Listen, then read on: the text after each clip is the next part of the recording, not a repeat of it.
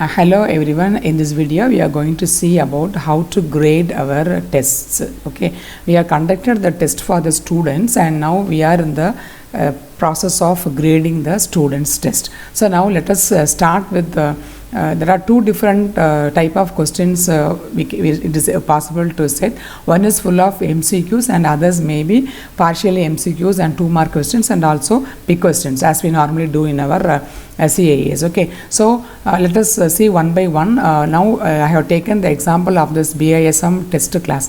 As I told in the previous video, I have specifically made one class for the test. Why? Because it is not mandatory to create a test class, but the reason is when I keep on keeping the test for the class, I can collect the test in a single folder, in a single grade sheet. Okay, for CAA 1, CAA 2, assignment, model, attendance, everything I can just post into one particular folder, and it is easy for us to process the internal marks for the student. That's what the reason I have just mentioned. The best suggestion is to have a separate class for the test, and there are some possibilities that the few teachers may be going to so many classes partially. Okay, so they have the question queries like saying that I am having 10 classes or say 8 classes, I am going for partially to 2 different subjects. Is it possible to create every classroom for every class they are going?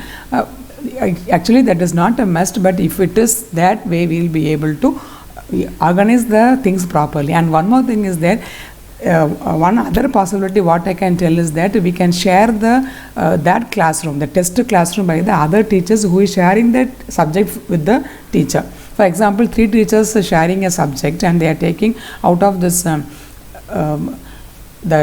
out of the classes, 3 teachers are sharing the same subject for a single class. In the sense, those 3 teachers can combine to have a single classroom for the test. That is also another way they can collaborate so that they can have a they can have a separate or packaged packed mark sheet process. Okay, now let us see, coming to our point of this video, let us come to the point that how to grade the test. So I have conducted the test for this BASM class and I have created a new test class for them, and there are 45 students actually enrolled in this class, and then this is the grade sheet. Actually I have graded the students and I have also completed the work for them. Let me show you how I have done this. Okay, so whatever actually I have assigned this, so let us go to this class, and this is the class I have given the test, and this is the test I have posted here, and then the test is all about the CIA 125 is on 25 which was on 25/8/2020, and this is the test icon. Okay, so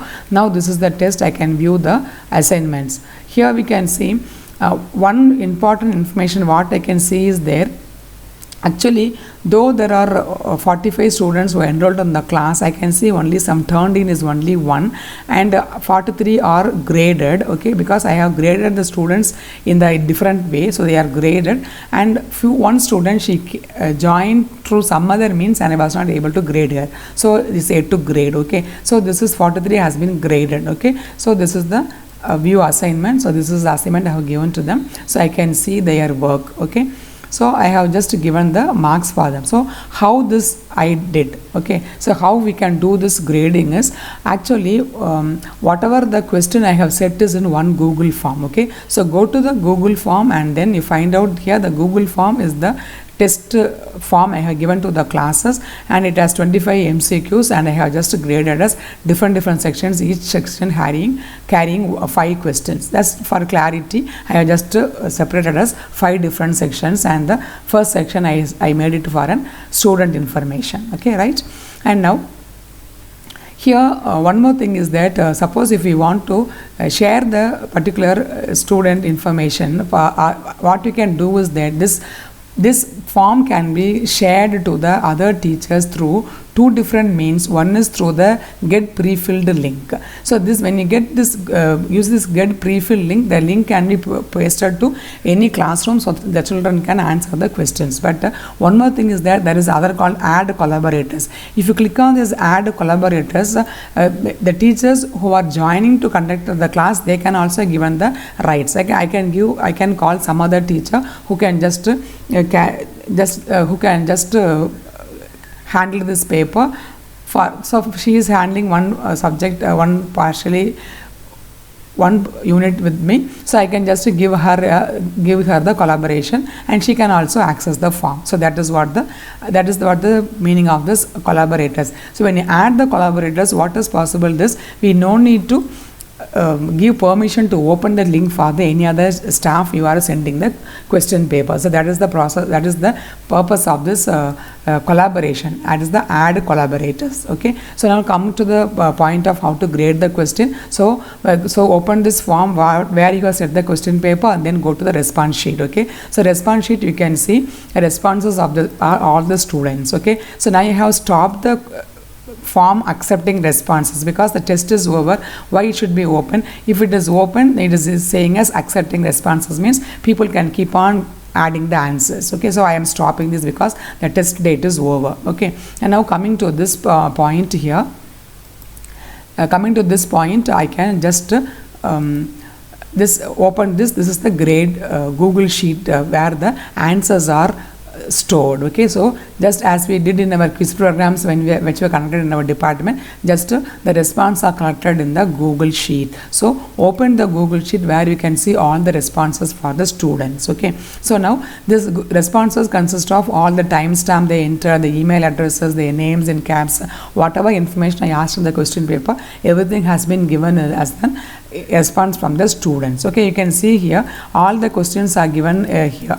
I can see all the questions here. Okay, so actually what I needed to grade, okay, what I needed to grade is only those things which is necessary for me, which is the register number and the score. That's why I just highlighted just to show the what is necessary for us. Others are not needed for us. So what I can do is just make a response, a copy of this response sheet, because sometimes the students may want to check their answers and something else. So let us preserve this response from the students. So just click on the right side to make a duplicate. Once you click the duplicate, you will get a copy of the form response one here, as I am showing you over here. So now click on this, the same response sheet. From this I have got a copy, and I have from this response sheet, which is original, I have made a copy, which is the copy, and I deleted all the other information because it is not needed for me to grade. Only this register number and the score is enough. Okay, so what I have to do is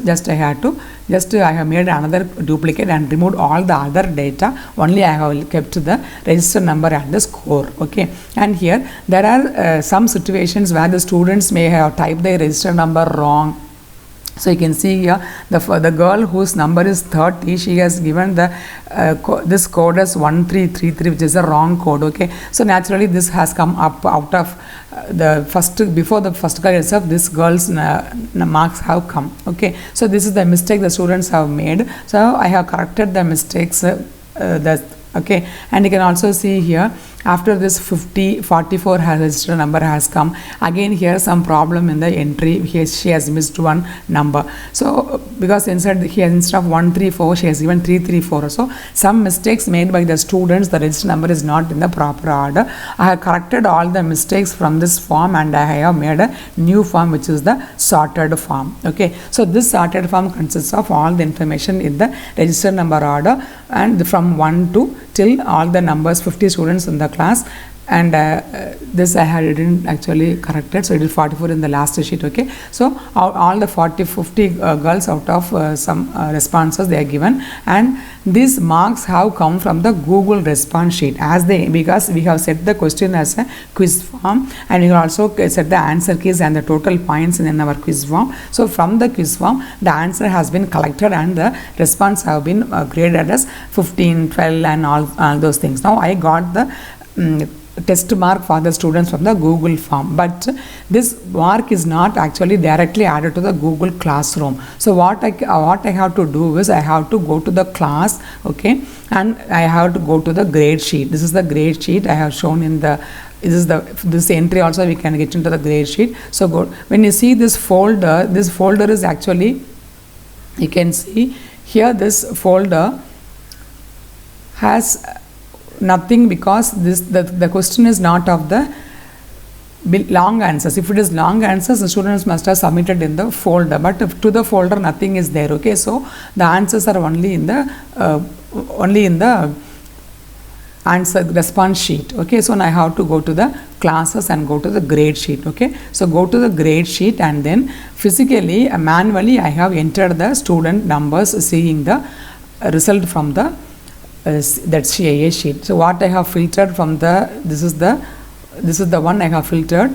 and I have just copied the value. So student first number, first register number, she has 15, second number has 12. So manually I have made this score into the Google Classroom. So you can see over here I have graded as first girl 15, second one 12 and so on. Okay, and one more thing what we can observe here is everything is here is not turned in. Why not turned in is this response has been given in a different drive where I have given the Google form. So that's why it is given as turned in. If I given in the same folder itself, I have given the question in the same class itself, then they must have submitted, then it will be turned in. So this is not an issue, because whether it is turned in or not turned in, that is not a problem in the case of MCQs, because all the MCQs answers are got in the response sheet. So I have collected the response sheet and I have manually entered the values for all the students. Okay, so while entering, you can see here as draft and draft and draft. Okay, so what you have to do, you have to just enter all the marks, and then finally you can go to this option. Okay, click here, we can here edit, delete and return all. So initially it was in the draft mode. Since I entered all the values, it has come to the, just I have clicked on these three dots to show the return all. This, when you click on this return all, I have already done, and the students have got the marks also. When you return all, these response, the marks will be posted in their students through their mail ID. So they would have seen the responses. Okay, after some cases, suppose any changes has to be done, I can do with this edit form. If I don't want that response, I can delete the form. So this is how I can post the values, post the answers, responses from the Google response sheet into the Google grade, Google Classroom grade, and this is how the sheet looks like. Now the reason why I told to have a separate test classes, when after 1 month the students do the second CAA, that will be appearing on this column, and when they then they submit their assignments, it will be in the third column. When they do their model exam, it will be in the fourth column. Then I can then the attendance I can post as the fifth column. So totally all the marks will be there in the same folder for the same subject. Then what I can do is I can download those things into an Excel sheet and make the CAA mark sheet for the students. So hope this will be helpful for you to upgrade the grade sheet from the Google response sheet, and thanks for watching.